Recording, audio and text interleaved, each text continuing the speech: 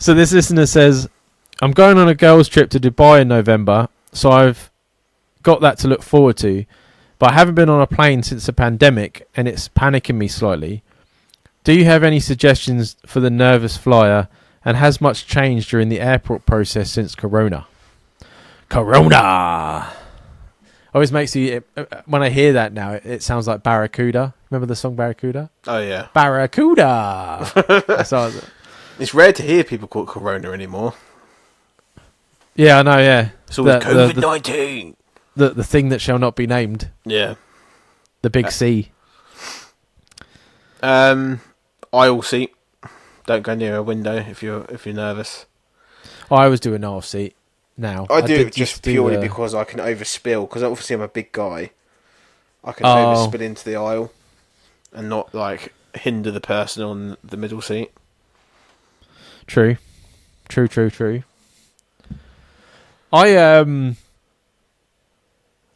both flew during COVID. Yeah. During Corona.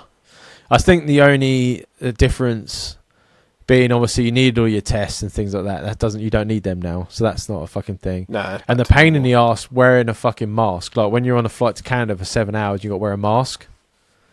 That was not fun. Yeah, I went on a few holidays during the COVID pandemic. I was very disobedient. Is that the word? Disobedient. Especially on the flights, because I would just open up a drink and like a pack of Pringles or whatever, and just have that sitting there the whole time with my mask down, because I'd just be like, I'm not fucking sitting there breathing my own CO2 for the next fucking 4 hours. Do you know what I mean? Yeah, because they said you're allowed to pull it down when you eat, and then please put the one in Canada. They were like, it's not mandatory, but we would like you to wear 2, and I was like, no. 2? Yeah. Fuck. I know Canada was actually like stressy over it, weren't they? They were like proper hardcore. Yeah, I had to go. They weren't allowing you to have like NHS tests. You had to go get a private test. Yeah. Because I had like an extra £100 on top of my travel costs just in COVID tests. I did when I went to Portugal the first time. They wouldn't accept an NHS test. No. And then then the panic sets in because you've got there, but now you've got to hope that for the 2 weeks you're there, you're not going to pick it up, because then you're fucked. You can't come home. So that was the most, like, the flying, and that was fine, but it was that every time you're going somewhere, you're like, is this person going to give me COVID? I found, because airports used to be shit. Like, when I used to fly, because obviously I've been a quite frequent flyer for a long time, like 3-4 holidays a year. Me and Charlotte for like the last, 8 years, I'd say, something like that. Mm-hmm. Airports used to be really bad, especially the London airports used to be really busy. You'd never be able to like get into departures quick enough to have like a beer or something to eat before you go on the plane. It'd always be rush. You get there 2 hours before and you'd be rushing, and you can't believe that you're rushing. And that went away. It was almost like you had too much time on your hands for a little while. Then COVID hit, and it went back to square one again, because it's not you that's the problem. I always find like 95% of the people are okay, but then you've got the odd idiot that hasn't got the right paperwork, or has not got the right this, not with the right that. So you'd be standing in a queue stuck behind some drip. Yeah. And that happened to me when I was going to Portugal. We were stuck behind a load of Jewish people going to Tel Aviv, and not one of them had their like NHS thing downloaded onto their phone, and the internet wasn't working because you're in the airport. Fuck's sake. So they were trying to like load it on their screens, and obviously you're just stuck behind them, and you're standing there. They wasted 40 minutes of my time.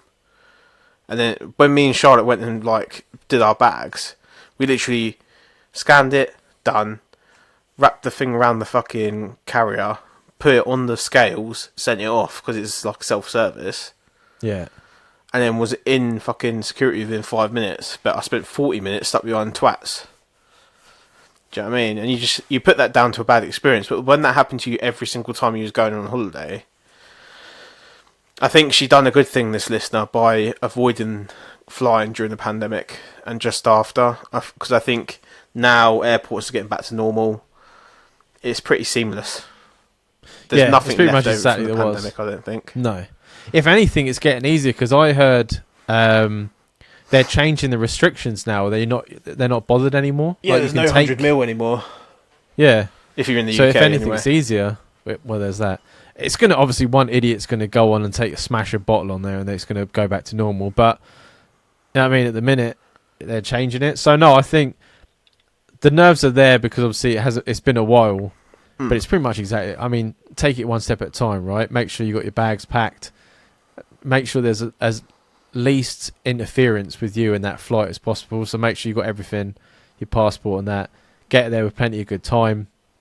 Make sure if you like Jamie has to have a drink before he gets on the flight. So make sure you got enough time. Have a drink, something to eat, chill out, and then just go through the motions. It's just really fucking boring. Yeah, it is. That's all it is. It's boring. It is For me, boring. on Monday, I think we've got like a midday flight. We'll get there 2.5 hours early. Chuck our bags in, and then I always feel once my bag's chucked in, security's quick. You just walk through security. As long as you, I always try to sum up like the idiots in front of me. If I can spot like a big family, you avoid because they've got kids. And then like a drippy looking couple. If they look like drips, just fucking walk the other direction and get behind someone else. If you get behind people that look like they have a bit of a brain in their head, you'll be alright. You'll be straight through it, no problem. What gets me as well, and obviously I worked at that at Edinburgh Airport, so I knew the procedure. But it's the same thing, right? You queue up at the tray. You take out all your big electricals if you've got like a laptop, a tablet, anything like that. Put it in a separate tray flat. Send that tray through on its own so it can get scanned. Yeah. Take off a belt, heavy shoes, put them in a tray with your jacket and the rest of your bag. Make sure it's flat. Send that through. Boom. Done. So they pick it all up. The amount of people that don't get that drives me up the fucking wall. It's not hard. Or they start unbelting and doing all that when they get to the tray, Dan. You're standing there in a queue for 5 minutes. I wear these hats all the time, as people know. I take everything out of my pockets and everything. Take the hat off. Everything's in the hat. Yeah. Put the hat in the thing. Put my whatever else I've got, my bag, whatever, in the thing, and I walk straight up. Yeah. Done. Easy peasy. Me and Charlotte always go scan and go, scan and go. You just go in, scan yourself in, and then you just go. You don't worry about anyone else's bullshit, but there's always someone.